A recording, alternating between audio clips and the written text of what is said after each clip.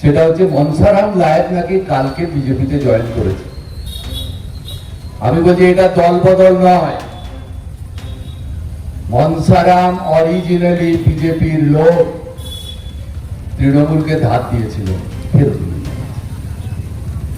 নিয়েছে। ওই যে বিজেপির এখন যে সভাপতি হয়েছে শ্রমিক ভট্টাচার্য, ও বলেছে লেবার রুমে অটল বিহারী বাজপেয়ী আর আদবানি না থাকলে তৃণমূলের জন্মই হতো না।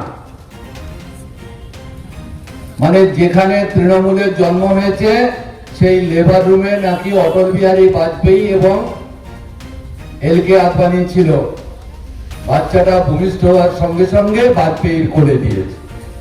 তারপর ওটা হামাগুড়ি দিবে, ওটা কাঁদবে, ওটা কাছাড় খাবে, তাদের মানুষ করতে হবে। তখন মনসারামরা গিয়ে ওই মানুষ করার কাজটা করেছিল। তারপরে আবার তৃণমূলে চলে আসে। এখন ধার শোধ হয়ে গেছে, ঋণ শোধ হয়ে গেছে, আবার ফিরে নিজের দলে ফিরে গেছে। তো এখন এরকম নিজের দলে ঢুকছে, পরের দলে ঢুকছে, এ দল সে দল, প্রত্যেক দিন হচ্ছে, প্রত্যেক দিন। তিনি খুলুন দেখুন, বিজেপি দল ছেড়ে তৃণমূল হয়েছে, তৃণমূল দল ছেড়ে বিজেপি হয়েছে।